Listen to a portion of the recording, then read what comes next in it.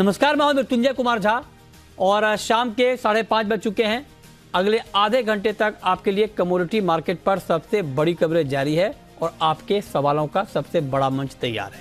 अगर आपने कमोडिटी में ट्रेड किया है या फिर नया ट्रेड करना चाहते हैं, जानना चाहते हैं कि आपके लिए कहां पर कमाई के मौके बनेंगे, तो आप सवाल पूछिए। नंबर आप नोट कर लें 02223001634। इसके अलावा आप 02223001635 पर भी अपना सवाल पूछ सकते हैं।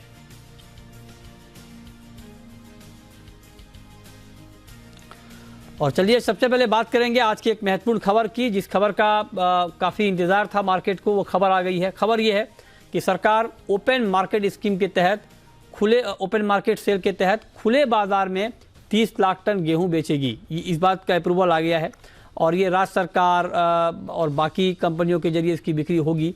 और ये इसलिए किया गया है ताकि गेहूं की कीमतें काबू में रहे। आपको बता दें कि गेहूं के दाम लगातार बढ़ रहे हैं और रिकॉर्ड ऊंचाई पर गेहूं के दाम आ गए हैं और आटा भी महंगा हो रहा है। लिहाजा उसको ध्यान में रखते हुए ये फैसला लिया गया है।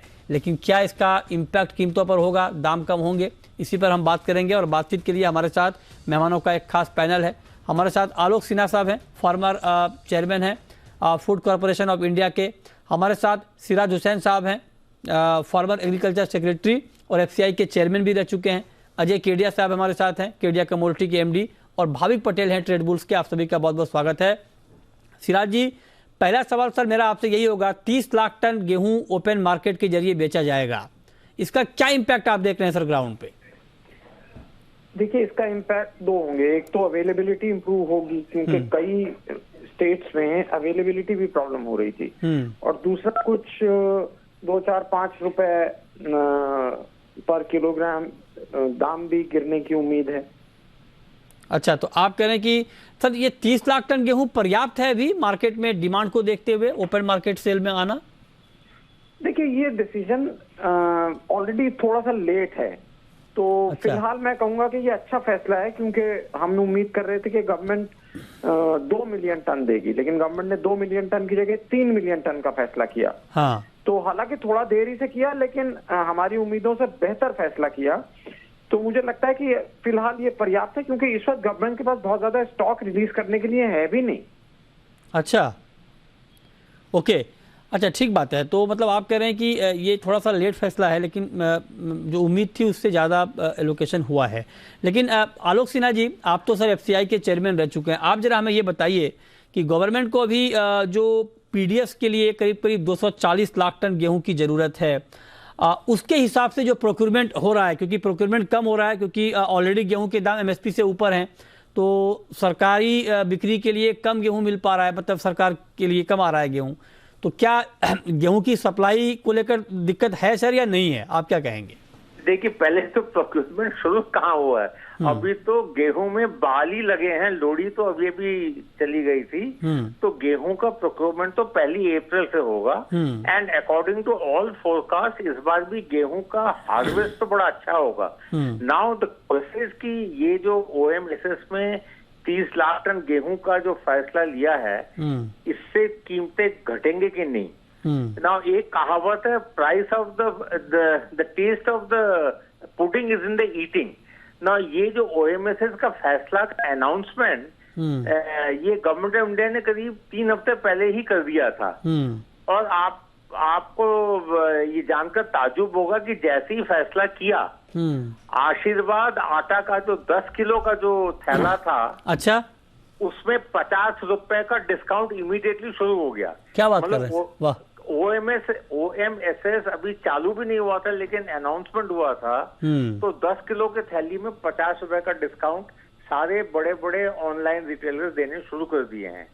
अब जब ये गेहूं उठेगा और जब ये प्राइवेट रेट इसको खरीद के आटा मिल्स में जाएगा, there is no doubt that जो प्राइस ऑफ आटा है रिटेलर के लिए, रिटेल कंज्यूमर के लिए, वो घट जाएगा, क्योंकि बाजार में गेहूं बहुत ज्यादा आ जाएगा। अच्छा, मुझे तो लगता है कि 30 लाख टन जो गवर्नमेंट ने अनाउंस किया है, ये 30 लाख टन पूरा का पूरा उठेगा भी नहीं, unless export ban is lifted. ये डोमेस्टिक कंजम्पशन के लिए बहुत ज्यादा है। अच्छा, वी विल नाउ सी कि जो आटा मिल्स हैं वो 30 लाख टन उठाते हैं कि नहीं, क्योंकि इन एनी केस देखिए 1.5 महीने के बाद प्रोक्योरमेंट का वीट भी आना शुरू हो जाएगा।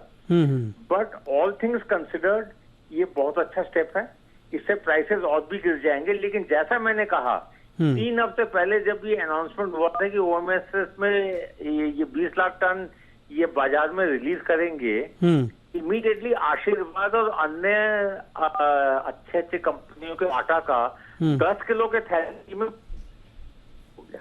अच्छा, तो मतलब प्राइस राइट सर, नहीं आप कह रहे हैं कि अच्छा फैसला है और इसका इम्पैक्ट होगा प्राइस के ऊपर। मैं आपसे ये पूछना चाह रहा था, ये बात ठीक है आपकी, लेकिन जो गेहूं के प्राइस इस वक्त हैं 2800, 2900, 3000 रुपए के प्राइस मार्केट में गेहूं के हैं, एमएसपी 2125 रुपए प्रति क्विंटल है।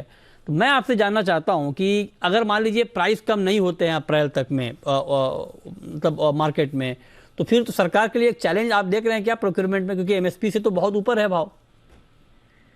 देखिए जो ओपन मार्केट में गेहूं का प्राइस कोट के, ये प्रोक्योरमेंट का प्राइस है। जो भी प्रोक्योरमेंट का गेहूं बाजार में आया ही नहीं, वो तो 1 अप्रैल के बाद ही आएगा। नहीं वो तो आएगा सर, वो आएगा, लेकिन मैं ये कह रहा हूं, मतलब मैं क्योंकि आप लोग एक्सपर्ट हैं, मैं ये जानना चाह रहा हूं आपसे, क्योंकि अभी अगर मार्केट में मान लीजिए 2800-2900 रुपए का प्राइस है, मैं वही आपसे पूछ रहा हूं कि क्या जब नया अराइवल शुरू होगा तो क्या दाम गिर जाएंगे, क्योंकि दाम गिरेंगे तभी सरकार को ज्यादा गेहूं मिल पाएगा। देखिए दाम इसलिए गिरेंगे क्योंकि ये जो 30 लाख टन जो ओएमएसएस में प्राइवेट ट्रेड के लिए जो रिलीज करेंगे, इसका रिजल्ट ये होगा कि प्राइवेट ट्रेड जो नया गेहूं नहीं खरीदेगा। अच्छा, तो जब नया गेहूं नहीं खरीदेगा अपने आप ही वो ही करेगी। अच्छा ठीक है, तो अब जरा सिराज जी आप बताएं सर, आपको भी लगता है कि हाँ अप्रैल में जब नई अराइवल शुरू होगी गेहूं की, तो गेहूं का प्राइस क्योंकि बहुत एमएसपी से बहुत ऊपर है प्राइस, अभी 600-700 रुपए ऊपर है, तो इतनी गिरावट आप देख रहे हैं क्या अप्रैल में? देखिए हमने तो आज आर्टिकल लिखा है मनी कंट्रोल में, वो देखिए हमने उसमें लिखा है कि मतलब ऐसा मेरा असेसमेंट है, गलत भी हो सकता है, कि प्राइस को एमएसपी के लेवल पर लाने के लिए जो भी स्टेप्स जरूरी होंगे गवर्नमेंट उन स्टेप्स को उठाएगी, क्योंकि गवर्नमेंट को 24 मिलियन टन गेहूं चाहिए। अच्छा, और बहुत ज्यादा अराइवल्स कम समय में पंजाब और हरियाणा में होते हैं, तो कुछ तो उसकी वजह से गिरेगा। दूसरा यह है कि प्राइवेट ट्रेड पंजाब हरियाणा में खरीदती नहीं है, क्योंकि वहाँ टैक्सेशन बहुत हाई है, उसकी वजह से गिरेगा। और तीसरा यह है कि एक्सपोर्ट पे बैन है, इसकी वजह से गिरेगा। और फिर भी अगर उसके ऊपर रहता है तो भाई ट्रेड तो ये उम्मीद करती है कि गवर्नमेंट ईसी एक्ट में स्टॉक लिमिट भी लगा सकती है।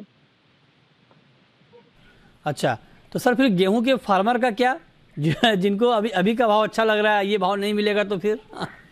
अब ये तो इसका जवाब तो वो देंगे जो बहुत फार्म लॉस की सपोर्ट में थे, तो वो बताएंगे कि देखिए कि गवर्नमेंट एक बैलेंसिंग एक्ट करती है, हम गवर्नमेंट को ब्लेम नहीं कर सकते हैं। हाँ। गवर्नमेंट को कंज्यूमर का भी ख्याल रखना है भाई, अपना पब्लिक डिस्ट्रीब्यूशन सिस्टम चलाना है, ठीक बात है। उसको 24 मिलियन टन चाहिए, लेकिन बहरहाल कोई किसानों के बिहाफ पे ये कहा जा सकता है कि आप क्यों दाम गिरा रहे हैं, लेकिन मैं समझता हूँ ऑन द होल अगर हम देखें तो गवर्नमेंट जस्टिफाइड होगी 24 मिलियन टन प्रोक्योर करने में। एक व्यू ये भी है कि बजाय ईसी एक्ट वगैरह में कार्रवाई करने के या बहुत कोर्सिव एक्शन लेने के, हाँ, या कंपनियों को डिस्करेज करने की बजाय, हाँ, गवर्नमेंट कुछ बोनस अनाउंस करके प्रोक्योर कर ले।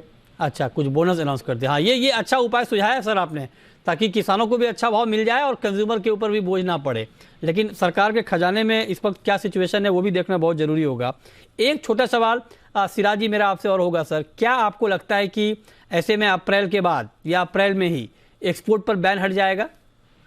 नहीं, मुझे नहीं लगता, जुलाई से पहले उसकी कोई उम्मीद नहीं की जा सकती। एक चीज मैं और बताना चाहूंगा कि नॉर्थ इंडिया में टेम्परेचर थोड़ा ज्यादा है जितना होना चाहिए, और जो ऑस्ट्रेलियन मॉडल्स दिखा रहे हैं टेम्परेचर, वो भी नॉर्मल से बढ़ा हुआ टेम्परेचर दिखा रहे हैं। अच्छा, तो अभी एक मैं समझता हूँ सबसे बड़ा क्वेश्चन मार्क जो कृषि भवन के सचिवों को काफी मुश्किल टेंशन में डाल रहा होगा, वो ये है कि वेदर कैसा रहता है। बहुत जरूरी ये है कि वेदर ठीक रहे, जिससे कि फसल में कोई नुकसान ना हो। ओके, ठीक है सिन्हा जी, यही सवाल मेरा आपसे भी होगा कि आपको लगता है कि एक्सपोर्ट का बैन अप्रैल में हटने की उम्मीद है, या आपको भी लगता है कि नहीं, जुलाई से पहले इसकी संभावना नहीं बनेगी? देखिए, मुझे लगता है कि एक्सपोर्ट बैन के लिफ्टिंग में गवर्नमेंट कॉशियस होगी, कंजर्वेटिव होगी, हाँ। क्योंकि उसमें जल्दबाजी की कोई आवश्यकता है नहीं। बिकॉज इन एनी केस जो जिस किसान के पास मार्केटेबल सरप्लस है, वो जितना का जितना वो मंडी में लाएगा वो तो प्रोक्योरमेंट में एफसीआई लेगी। सो देयरफॉर किसान को होने का, लेकिन कंज्यूमर के लिए टू इंश्योर कि प्राइसेस कूल डाउन रहे, वो इतने जल्दी एक्सपोर्ट बैन को लिफ्ट नहीं करेंगे। Of course you can never tell, geopolitics में यदि यूक्रेन वॉर में अगर थोड़ा सॉफ्टनिंग हो जाए, अगर टॉक्स शुरू हो जाए, तो शायद एक्सपोर्ट बैन भी लिफ्ट हो जाए। लेकिन मुझे लगता है फिलहाल तो एक्सपोर्ट बैन लिफ्ट करने की कोई जरूरत ही नहीं है, आवश्यकता नहीं है। अच्छा, तो आप कहेंगे अभी एक्सपोर्ट पर रोक हटाने की कोई जरूरत है नहीं। बहुत शुक्रिया आलोक जी आपका और सिराज जी आपका हमारे साथ जुड़ने के लिए और इस खबर पर डिटेल में बात करने के लिए। चलिए आगे बढ़ते हैं। अब बात करते हैं कि मार्केट में आगे आपको करना क्या चाहिए। तो अजय जी, मेरा पहला सवाल आपसे एग्री मार्केट पर होगा सर, चूंकि एग्री मार्केट में बहुत ज़्यादा एक्शन है, गिरावट बहुत ज़्यादा है जीरे में, ग्वार में। आप बताएं कि पहला सवाल आपसे मेरा जीरे के ऊपर कि जीरे में जो इतनी गिरावट आई है, क्या प्रॉफिट बुकिंग पूरी हो गई है, या आपको लगता है कि ये सिर्फ प्रॉफिट बुकिंग नहीं है बल्कि ये अभी और गिरावट बढ़ने वाली है? नमस्कार विजय जी। डेफिनेटली मुझे लगता है कि प्राइजेस में थोड़ी और गिरावट बढ़ सकती है। जैसे मैंने पहले भी कहा था कि अगर ये 30-32 हजार के ऊपर जाता भी है तो ये सस्टेनेबल नहीं रहेगा। मुझे लगता है 285-290 तक के भी लेवल हम आने वाले दिनों में देख सकते हैं, कि बिकॉज चाइना मार्केट है वो हॉलिडे पे है, पूरा ऊंचे भाव पे कोई लेना नहीं चाहता एज ऑफ नाउ, और जो एडिशनल मार्जिन लगा है वो एक्चुअली पूरे एग्री में ट्रिगर कर गया है, जिसकी वजह से एक कैस्केडिंग इफेक्ट, हमने जीरे का कैस्केडिंग इफेक्ट सभी एग्री में पड़ते हुए देखा। तो आई थिंक जीरे में और गिरावट बढ़ सकती है, जो एटलीस्ट मुझे लगता है 29,000 का एक फेयर प्राइस रहेगा। अच्छा, जहां से हम फंडामेंटल ले सकते हैं। ग्वार पर आपका व्यू अजय जी? ग्वार तो मतलब बहुत तेजी से नीचे आया है। आप भी कह रहे थे कि 7,000 चला जाएगा ग्वार, अब तो सर 5,900 के नीचे आ गया। बिल्कुल, जब हमने बात की थी, जब 6100 के करीब ट्रेड कर रहा था और 6150 का लेवल तोड़ने पे 6600 का हाई भी लगाता हुआ दिखाई दिया। बट पिछले 3 दिनों में जो बड़ी गिरावट आई है वो हमने देखा है कि मार्केट के अंदर, जैसे जीरे के अंदर एडिशनल मार्जिन लगा, उसी का एक सेल ऑफ सभी एग्री में, चाहे हम कैस्टर की बात करें, हल्दी की बात करें, गवार कॉम्प्लेक्स है, सभी में है, उसी के तहत इसमें भी एक सेल ऑफ आया है। बट आई थिंक जो फंडामेंटल है ग्राउंड लेवल पे कोई मेजर चेंजेस ऐसा नहीं हुआ है। अराइवल्स आप देखेंगे तो काफी मिनिमल है एज ऑफ नाउ, और फार्मर भी रिलक्टेंट है नीचे के भाव में बेचने के लिए। तो आई थिंक मार्केट कहीं कंसोलिडेट करता हुआ दिखाई देगा।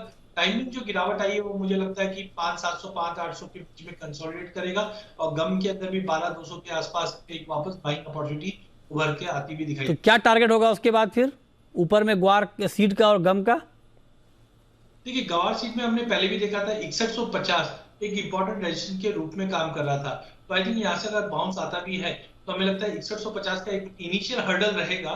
बट लॉन्ग टर्म फंडामेंटल जो मैंने बताए थे 7,000 वाले, वो अभी भी मुझे लगता है कि मिल जाएंगे। और गम के अंदर भी इमीडिएट हर्डल जो रहेगा वो 13,200 के बेट का रहेगा। ठीक है, बट बाउंस कंटिन्यू रहेगा आगे। ओके, तो आप कह रहे हैं कि फंडामेंटल मजबूत है, आगे दाम बढ़ने वाले हैं, बढ़ सकते हैं। अब भाविक जी, गोल्ड पर बताइए सर। गोल्ड में रिकॉर्ड तेजी के बाद मार्केट थोड़ा नीचे आया है गोल्ड का, क्या किया जाए आज के ट्रेड में?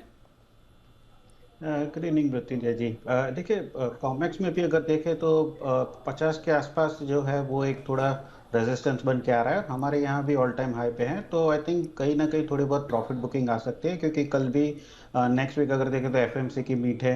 मुझे लग रहा है कि फरवरी कॉन्ट्रैक्ट अगर थोड़ी उछाल आता है 56,900 के करीब, तो शॉर्ट कर सकते हैं 56,600 के टारगेट के लिए, और इंट्राडे स्टॉप लॉस रख सकते हैं 57,150 का। ओके, तो ये राय आपकी हो गई गोल्ड के ऊपर। अब शुरू करते हैं सवाल और जवाब, और पहला सवाल है आकांक्षा का। पूछिए आकांक्षा।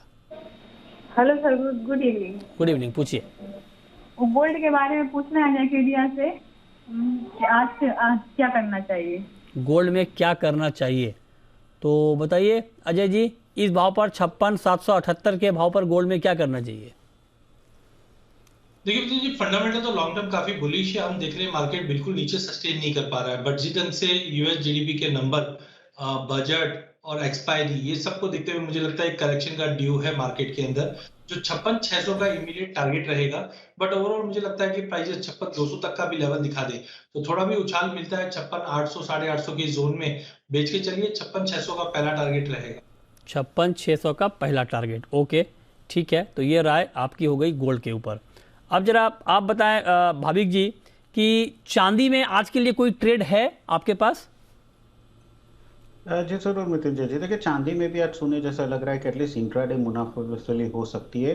तो आज के दिन अगर हम देखें तो लो के करीब ही चल रहा है, तो कभी भी कहीं भी थोड़ा बहुत उछाल आता है अराउंड 68,350 के करीब, तो शॉर्ट कर सकते हैं 67,800 के टारगेट के लिए, और स्टॉप लॉस रख सकते हैं 68,700 जो कल का हाई है। ओके, नेक्स्ट कॉलर जितेंद्र हैं हमारे साथ महाराष्ट्र से। पूछिए जितेंद्र जी।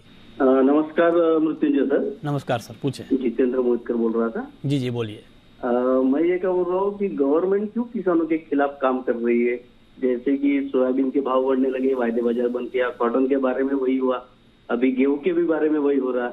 असल में मेरा सवाल तो सोयाबीन और कॉटन पे था, जो जिस टाइप में सोयाबीन के और कॉटन के भाव गिर रहे, उसमें जैसे बढ़ते तो गवर्नमेंट कुछ ना कुछ करके उसके भाव गिराते, अभी गिर रहे तो कुछ ना कुछ करके उसको बढ़ावा देना चाहिए। आखिर किसान क्या करेंगे? हम खुद किसान है। नहीं आप किसान हैं। देखिए सरकार, बिल्कुल आपकी बात ठीक है, लेकिन सरकार को कंज्यूमर का भी ख्याल रखना होता है। लिहाजा जब तेलों के दाम बढ़ते हैं तो उसको लेकर के भी हो हल्ला होता है कि तेलों के दाम बढ़ गए, गेहूं के दाम बढ़ गए, तो सरकार को कंज्यूमर का बैलेंस भी करना पड़ता है और जाहिर तौर पे किसानों का ख्याल भी सरकार रखती है। और जो बात आप कह रहे हैं आपकी चिंता जायज़ है, लेकिन बैलेंस होना बहुत ज़रूरी है।